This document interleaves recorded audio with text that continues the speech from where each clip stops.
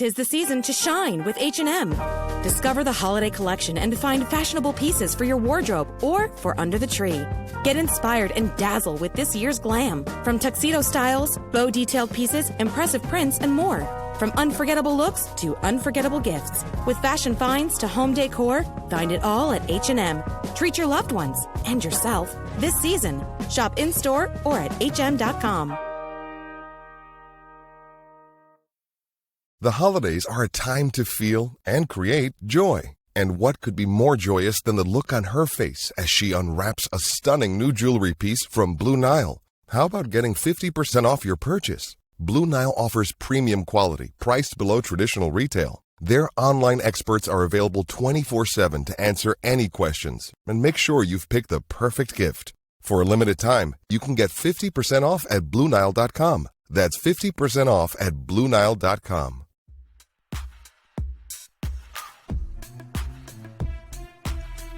Anfernee Simons is back, much to my delight, but DeAndre Ayton out, Jeremy Grant out, Malcolm Brogdon out. Such is life for the Portland Trailblazers. Still, they've been playing some decent basketball lately, and we are here to talk about it all. I'm Aaron Fentress of the Oregonian and Oregon Live, joined by Craig Birnbach.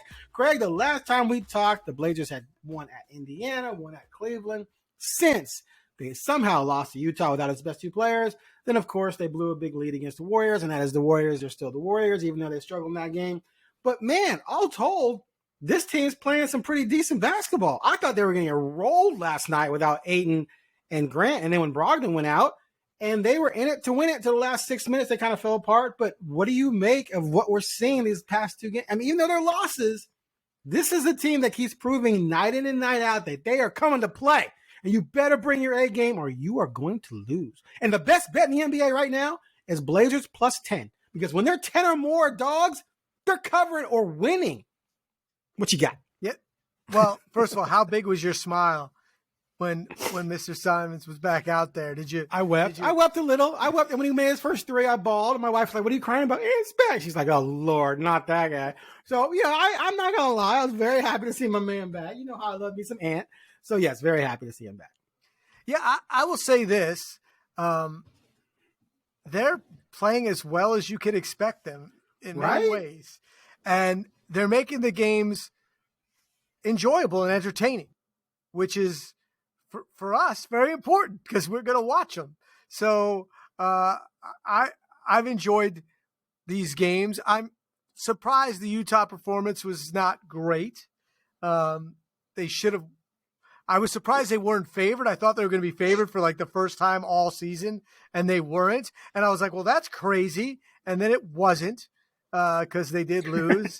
And then last night with the Warriors, you're like looking and like, how are they doing this? How are they staying here? And even when they lost, it was almost like, did they just lose? Like I thought they were winning. Like it happened in a way that wasn't embarrassing, even though they had a big lead. It wasn't like the Milwaukee loss to me, which that one was, there was a little double on that because of Lillard. But I'm finding things to enjoy, even though their offense stinks. I'm still finding things to enjoy, and it'll be better now. And I will say this, what Simons brings is he's the only player on the team that when he shoots, my assumption is it's going in. I just assume, good form, looks good. And the guy doesn't play for, almost 2 months and he scores 28. Like, the guy's got talent. I mean, he is talented. So I enjoy that. And Kamara, man, I'm on the Kamara bandwagon. I'm officially on Fentress. You can't push me off. The guy's going to be all defensive player. He's going to make the all rookie team. I just love watching him mess with people. I mean, he messed with Stephen Curry. He got Curry to walk on a layup, and they called it. Not just walk, but and they called it. But so I'm enjoying watching the games, and I think that's all you can ask for. And I have to give Chauncey Billups credit because he's figuring out ways to have his players succeed. Almost all of them. You know what I mean? Even Scoot, which we'll talk about more, hasn't been brilliant, but he's found ways to get him in there, and it's led to some success. So Yeah, it's weird. We're talking about losses, but they feel okay, right? Yeah, that's the case because expectations are so low, right? They're still 6-14, right? There's still a lot of problems there, but they haven't been whole. I think this team whole is actually going to be a problem for a lot of teams. I'm not saying they're going to make the playoffs. Don't get crazy here and think I'm going that far yet. But they're not. They're all put together. They're not an awful team. You just wonder how it's going to fit, how they're going to gel, and then what you're going to do with the lineups, and do you have enough size, et cetera. But the emergence of Kamara as a legit 6'7" defensive menace is huge to this team because that's helped their defense be middle of the pack. I think they might be 12th or 13th right now. There was a stretch there over 5 games. They had the best defense in the league, 104 rating, which is insane, right? And they haven't really fallen off these last 2 games very much. So if your defense is there and then Ant comes back and you start shooting better, which they actually were starting to do already anyway, you're going to be a problem. And like I said, 3 times when they've been, actually 4 times they've been dogs by 10 points or more: Milwaukee, Indiana, Cleveland, and the Warriors. And they covered all 4 and they won 2 of them. So I think we're going to see those 10-point spreads start to fall a little bit because they're playing good defense and they're starting to score offensively. So at the very least, Craig, if you're a Blazers fan or if you're someone who's paid to watch them when you know they're not going to be successful, they're entertaining to watch. I want to watch them. I want to watch Shaedon Sharpe dunk on fools who dare get in his way in the lane. I want to watch Cabrera give people the business up and down the court. And now that Ant's back, I want to watch my boy. So, yes, it's been a fun team to watch. Yeah, we got to mention Thibel's defense. He's been everywhere, just blocking shots, steals. It feels like that Billups has said, go ahead, do whatever you got to do. You get, and it certainly worked out when he's on the floor. So when you have Kamara and Thibault, your offense is not very good, but your defense is really, really good. So that's been interesting to watch. And you mentioned Sharpe dunking on everybody. Kamara dunked on some people. He dunked on some people. He had one of the best dunks I've seen in a long time. Yeah, 100%. And that's pretty much where his range is right now. So, but I mean, even in last night's loss, I saw him, get a rebound, take it up court, throw a bounce pass to Walker that led to a foul. So you could see growth. You could see more and more from Kamara each time, and he does not lack confidence. And here's how I know why. He talks to refs like he's been in the league 10 years. Every time he commits a foul, he's explaining everything he did and why it wasn't, and then asking why they called it. So he clearly is a confident guy on that defensive end. And his college numbers, you've mentioned it, his college offensive numbers are good. So I'm hoping for that upside, to come around with him, because if he gave you 12 a game, I can't think about that, right? I'm pushing too fast. I just got on the bandwagon. I can't. But you don't even really need 12. If you have Anfernee, Sharpe, Grant, and Ayton, right? And Kamara's out there, just mess with people. And then score in transition, score when it's wide open. It doesn't matter if he scores 4 one night, 12 another. You don't need his offense because you got 4 other dudes who can bring it. So, I how I am about too early hype unless I'm the one doing the hype. If I'm doing the early hype, it's real. If other people are doing it, I got to poke holes in it. I'm not sure he's an NBA starter, on a good team. But, we'll worry about that when this team is good. But right now, what he gives them is huge because when was the last time – we talked about this. When was the last time they had a dude with length who played defense up and down the court? Yeah. They've always been small, 1, 2, and 3, right? So you got a guy who can do that. So I'm not gonna poo-poo him because of his offense because you got other dudes who can score. Yeah, and I'm just thinking long term. He's definitely not an NBA starter now on a good team, but he's not embarrassing. Right. I'm just thinking long term. You pick this guy in the second round. Right now, you got 2 second rounders playing really solid basketball and being contributors. That's, teams that have real success, you can usually find one of them, a second rounder that overachieved. But you give them credit. They drafted Grant and they traded, to get Kamara. They drafted Walker. Not Grant, Walker, sorry. Yeah. They're all related to somebody in the NBA. I get them mixed up, so. Exactly. Fathers both played. A child of a former NBA player. So you were close. But I'm just saying that's good drafting right now.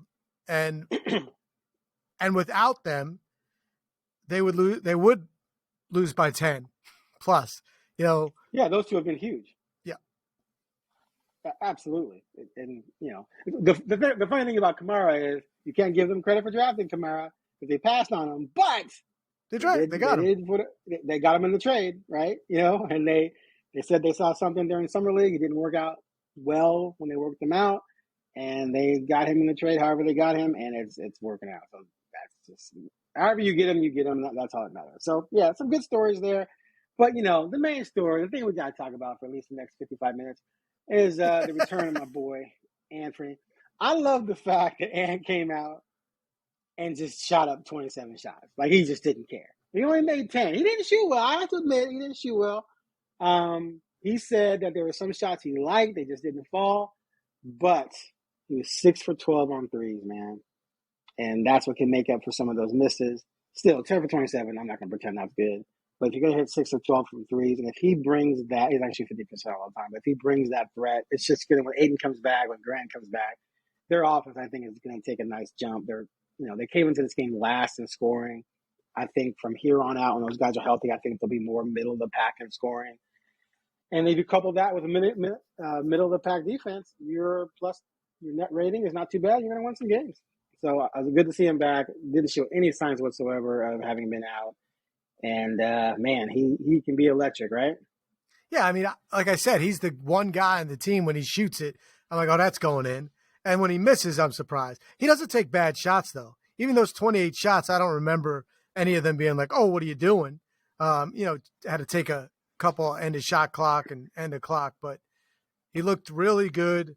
And I'm anxious to see him, really play the point. It looks like if Brogdon's out, right, he's going to be for any period of time. That's going to be interesting to see, right? Do you think it's going to be really your lead guard for sure? But I would assume going forward that he's going to play a lot the 1, Sharp the 2, right?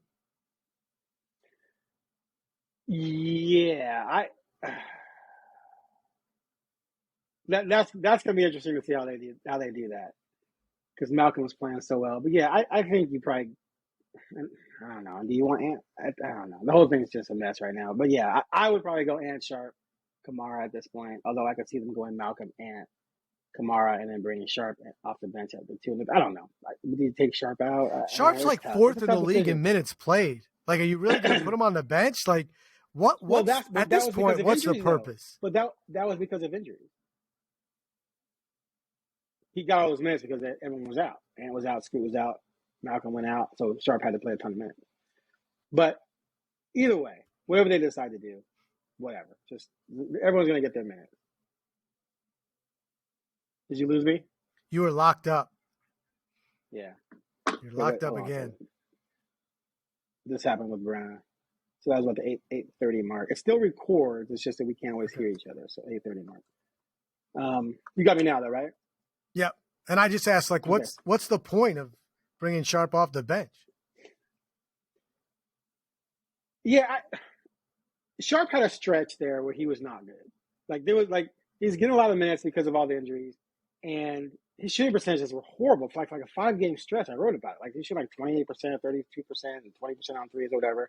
So he's been up and down. So you can make the case, if you're trying to put your best lineup on the court, that you go Malcolm, Ant, Kamara, and you bring Sharp off the bench at the 2 and the 3. He still gets the same amount of minutes. He just comes off the bench. You could make that argument. You could also make your argument. Start Ant at the point, start Sharp at the 2, bring Malcolm off the bench. You could do it either way. I don't think, to me, I don't even think it matters that much. He's going to get 30-plus minutes a game, and he's going to do what he does. As long as people are playing, I don't think it matters who starts, to be honest with you. It's just whatever. Because they're not trying to make the playoffs. Yeah, I don't care if he starts so much, but I think he should at this point. Like, I think you want to give him that mentality. He kind of, yes, he had a bad stretch, but he's earned it, in my opinion. Like, he earned the right to start. Let him start. I assume, I'd trade Brogdon sooner rather than later because he keeps getting hurt. He's gotten hurt throughout his career. He's not part of your future. I would go get something for him, and then you don't have to worry about it. And again, you're not trying to win games. So what do you mean? And I know you're trying to win games, but the roster wasn't set up to win this year. So why act like it is? And why play the 30-year-old vet that you're probably going to trade to start when you're not trying to build anything with Brogdon as far as confidence and So I would start Sharp. I hear you. I get caught up in my head. I get caught up sometimes with, are you going to put the absolute best lineup on the court, or are you just going to put a lineup on the court that gives you development? And because you want to win, but you don't care if you don't, really.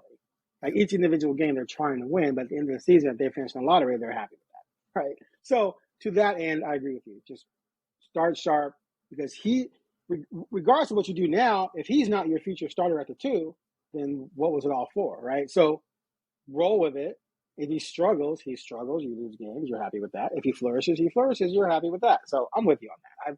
I've turned the corner from what's best, like my win now for all of humanity. When I said about Brogdon versus Scoot, clearly you would play Brogdon over Scoot, or we're all going to be doomed. No offense to Scoot. But Sharp's been good enough to where, you just start him. So probably be Ant, Sharp, Kamara, and then you bring Brogdon, Scoot, and Thibault off the bench. So I'm cool with that. Whatever. Yeah, my thought is Ant's getting 25 shots. Yeah, my thought is you made the decision in the offseason. Right. Like when you made these deals. So let him play. And again, I'd trade Brogdon as soon as I could. Hopefully his knee soreness is just a little thing, but everybody in the NBA knows that he's got little things. So I would try to get something for him while you can, because the last thing you want is him to go out, get knee surgery or something like that. And then you can't move him. And you already had that, with a big man going down and you can't trade him. So that's what I would do. But I'm going to move on to the next subject on the rundown is if everyone's healthy, which is a big if because there hasn't been. How good do you think this team can be, Fentress? Could they defy the odds and play themselves into the play-in? I looked at the standings, and so there's some teams who are underachieving, one of them being the Warriors. The Utah Jazz are a mess, and a lot of people thought they would be in the mix. Houston's fallen off. The Clippers are not playing very well. So there's some teams there that, are not pulling away from the area of, the borderline playing. But the problem is the Blazers they're 6-14, right? So you're probably going to have to be 500. They're already 8 games under. Are they going to play 8 games over from here on out? I just don't believe they are. Like, they're going to have injuries that's going to cost them games. They still have some issues. I think teams are going to adjust to them and maybe take them more seriously, maybe play them, go attack them differently. So, no, I don't believe that's going to be the case. I just do believe that they're definitely not going to be an easy mark, right? They're not going to be a team that you say. Plus, John Morant is coming back. Yep. Memphis with John Morant, I think, is going to be better. And so you have to try and catch them as well. So, no, I don't think postseason is a possibility at all, nor do they want that. They don't want that. So they will do things. If it comes to that, if it's like, let's say they win 10 of the next 12, and they're in 7th place, give Tanya Harding a ring, find out where Gooley is. all of a sudden, do start having stuff. Because making the playoffs is the worst thing you can do because you're going to get rolled and you got to give up your pick. And if you make the playoffs, you're giving up a 15, 16, 17 pick. But if you tank, you're going to get a high lottery pick. So you're basically giving up a high lottery pick, which you can attain. So, they're just, no matter how they play, they're going to find a way to not make the postseason. 100%. Yeah, you know how I feel. Like, don't make the worst thing that could happen to them is getting in the play because then it was all for nothing. Like, in a way, like it was silly. I will say this. I liked how they played, but I do believe in, you watch the NBA long enough, you know that good teams sometimes they coast until they don't have to coast. The Warriors, they almost took it too far. The Bucks almost took it too far, but that's going to happen more and more.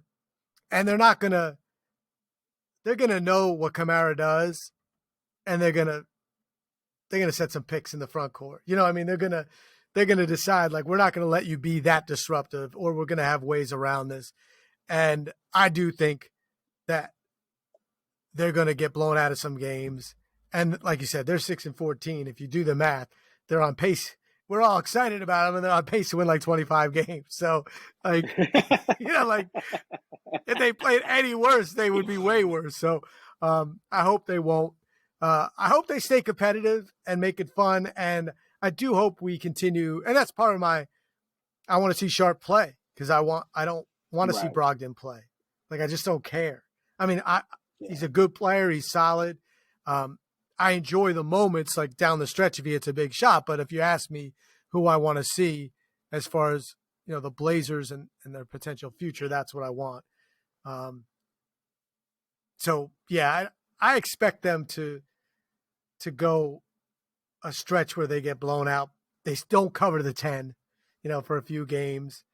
I just hope they're better at home. Like they've been than they are on the road, in the sense that I hope that their games at home are competitive, because you want the fan base to attach to some of these young guys, and they already all have.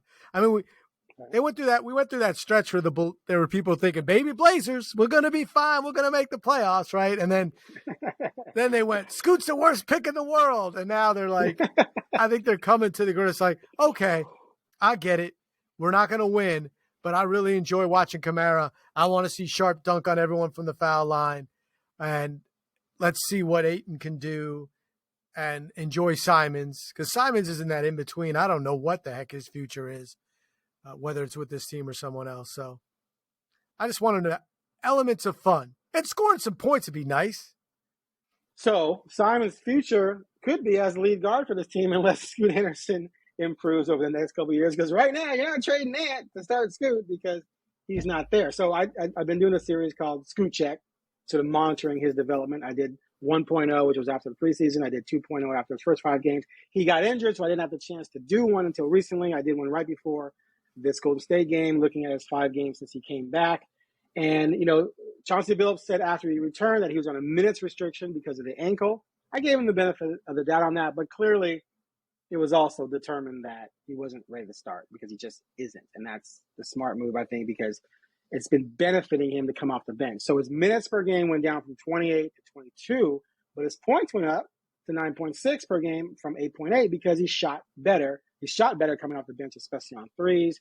His defensive rating has gotten a lot better. It's gone from 111, to 103. And now his net rating has gone from a minus 14.1 in the first 5 games to a minus 5.8.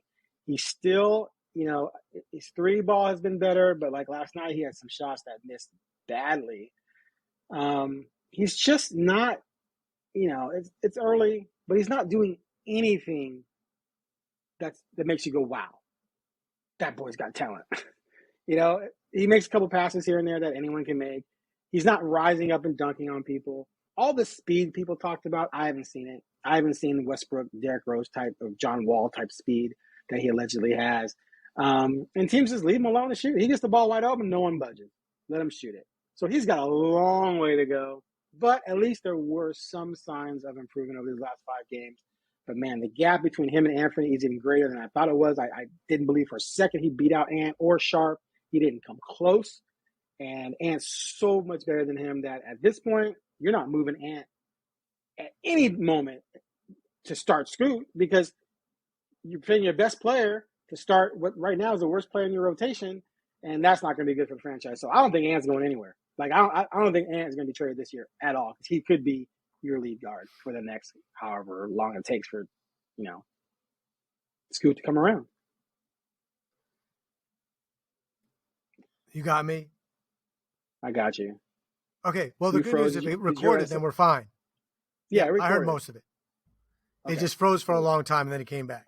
So 21:01. All right, so 20. I heard enough.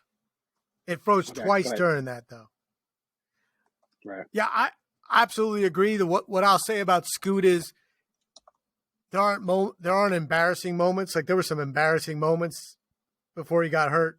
7 turnovers, and he's definitely not turning the ball over as much. But they're not giving him that responsibility either. You know, they're making sure someone else is. He's not often the primary ball handler. He's had someone there with him, and I will say, like, he had a couple pull-up jumpers last night that he nailed. That looks good. He's playing hard on defense. I like seeing that. He's not good at it. He fouls too much, but he's playing hard. But yes, the one thing that I have, we're going to give you my ultimate disappointment, and again, he's 19. He's played, a dozen games. I haven't seen that athleticism really just go pop off the charts. So, like you said, I haven't seen the Russell Westbrook in him. I saw one when he came back. He had one amazing pass where, he went in the middle, jumped up, and fired one right to a guy in the corner. I was like, okay, that's a special pass. Not everyone can do that. I get it now. Not that I didn't get it before, but that's what I want to see more of. But yeah, I'd like to see some coast to coast. I'd like to see him get an N1 here or there that we just haven't seen much. But it's been better, and I give Chauncey and the coaching staff credit where they're setting him up for success. And he's not – they're playing him minutes, and the team's not dropping off because they figured out, okay, this is what you're going to do. You're going to do okay. You're not going to make too many mistakes. And the turnovers being down, that's huge, right? Because that's a step to see that he's getting something, that he's learned something. He's not making those same mistakes. He's understanding what the NBA is and what he can and can't do.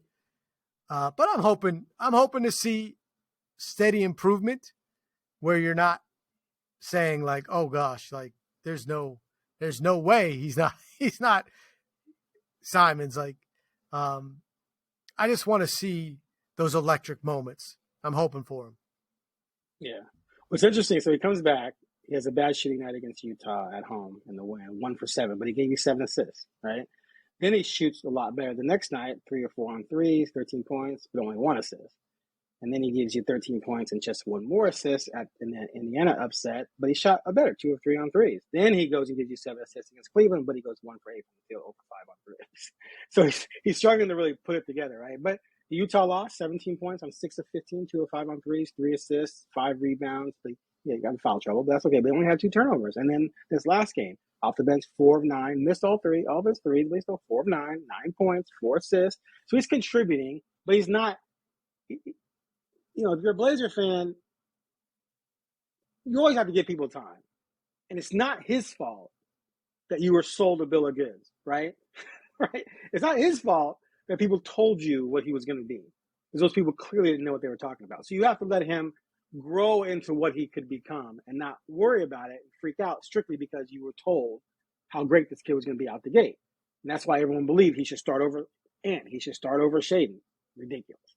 And it looks stupider in hindsight. But he is showing signs where he does have some talent. He just needs time to grow. And that's, I believe we're going to be saying this exact same thing next year.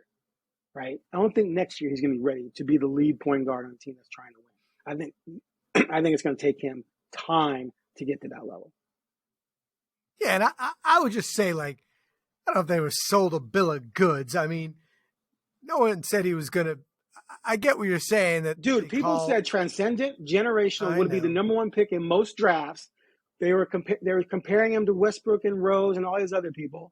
And everyone was convinced that he was better than Anfernee the night they drafted him, and he was better than Shaden. I don't know how many times people were telling me, you're crazy if you don't think Scoot's going to start. And I'm like, there's no way he's going to beat those 2 out. You're nuts. Even people I work with, you're crazy. Where are you getting that nonsense from? Well, I watched them in the G League. So the hype was insane.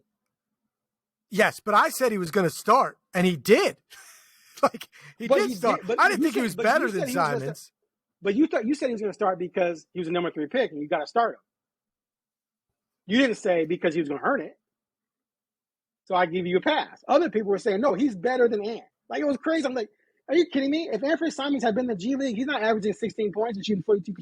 He's averaging 36 points and shooting 59% and 45% on threes because no one in the G League can even remotely stop him from doing whatever he wants. Whereas your boy struggled. So you expect him to go from struggling in the G League to being better than Anfernee Simons, someone we've seen drop 45 on pulls, right? No, it's not a thing. So that's all I'm saying. So that's not his fault. That's the hype train fault. That's when your GM says all these things and decides he's so great, I can't trade him to build around Dame anymore because he's unbelievable. And then he comes out and he's not better than Kobe White. Kobe White, the Bulls' struggling point guard, is way better than Scoot Henderson right now. It's not even close. So that's the problem. So I just want fans to just not hold it against him and chill and let him grow at his natural rate and forget all the crap that you were told from Cronin and GMs and other GMs and scouts, et cetera, et cetera. That's all I'm saying. All right, I got you on that. Damian Lillard's the one who's he's like, and he's been, I give Lillard credit because he's been really supportive of, the Blazers on social media. When Sharp dunked, he put something out, but like with Scoot, like he told you, like that's why I want to get traded. He knew exactly. Like, this guy's not gonna. Well, he's it's like, well, if CJ couldn't get me to a title and Simons can't get me to a title, this guy's not getting me to the title in the next year and a half, 2 years. So it was that was some proof for him. People didn't want to listen to Damian. Yeah, I just think that there's still time for Scoot to develop into a great player, and I would love for him to be able to get signs, show us signs, and show himself signs. We've heard about it in practice. It's not like the guys don't. In training camp, they told you how fast he was, how strong he was, and they all understand why he was picked. So, number 3 overall, which of course, in a Wemby draft, he's kind of like, clearly he wasn't going to be picked number 1 in every other draft because he was picked 3. So, that can't be true. But it's not, and it's also not the Blazer fans' fault for buying it because the people they trust said it. Yeah, they should have used your own eyes. You're such a hater. I'm not a hater. It's just I'm not going to use any names here, but if someone I know in our industry, and they were saying if Dame comes back, it'll be Dame and Scoot in the background. I'm like, no, it won't. It'll be Dame and Ant. Where are you getting this from? I'm like, the head coach. Chauncey told me back in the spring that that Scoot would not start with Dame. It was ridiculous. And so, I blame everyone for buying into hype when you could just go watch the G League games and go, okay, this guy in 9 out of 19 games shot under 40%. But yeah, he's going to make the leap into the NBA and have an impact helping Dame try to win. At 19, it's ridiculous. All right, let's switch on over to an NBA overall question. We're down to the Final Four, Fentress. They're headed to Vegas. You talking about college football playoffs? Tournament. Talking about the college football playoffs? Final Four? Are you a believer? Have you bought in?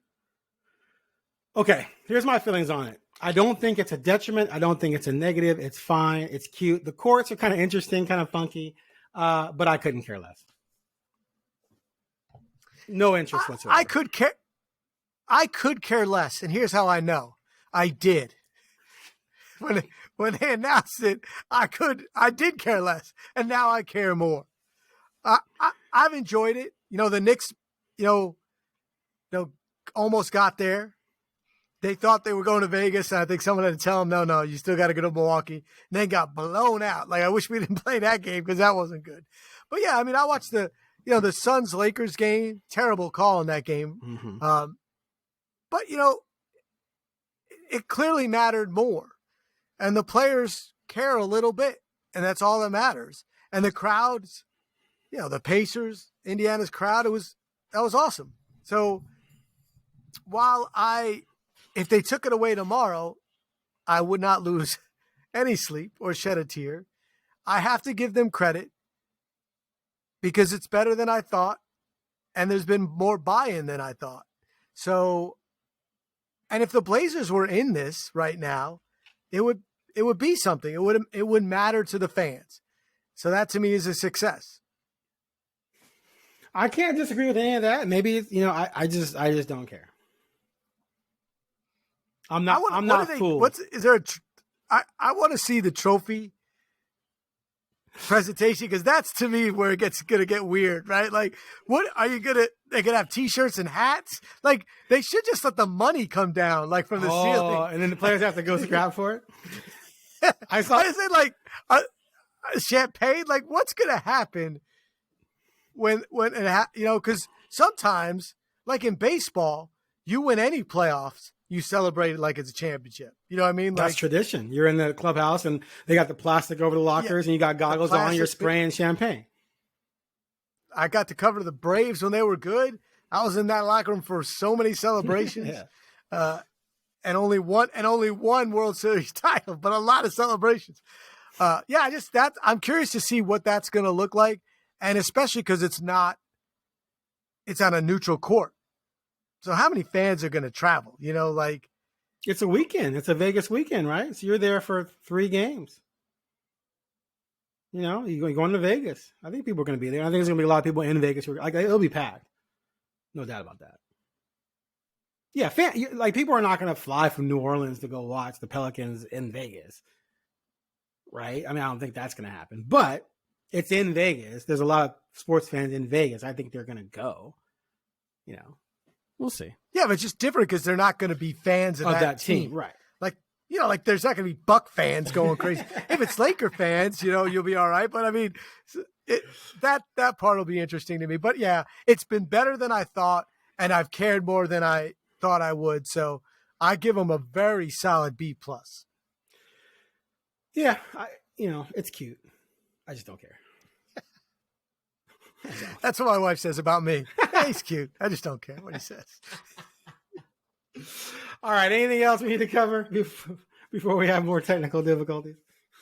Are we good? Anything else? How about Duop Reith? How about that kid? Did I lose you? You froze.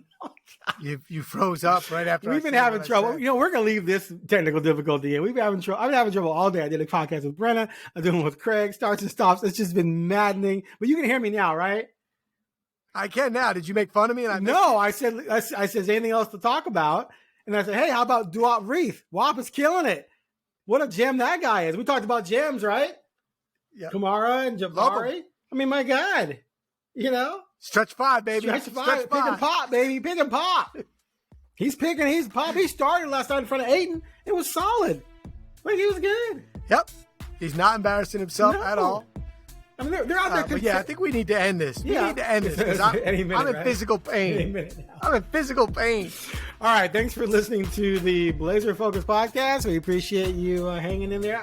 We'll edit out a lot of the missteps, but man, it was a circus trying to record this thing. I blame Craig just because that's what I do.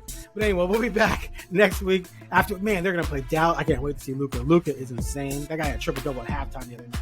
Can't wait to see him on Friday. Then they go to the Clippers. Then they come home for, I think, 7 of 8 at home against some wicked teams. They got Wemby coming twice at the end of the month. That's going to be a lot of fun. All that coming up in the next few weeks on the Blazer Focus podcast. We will catch you later.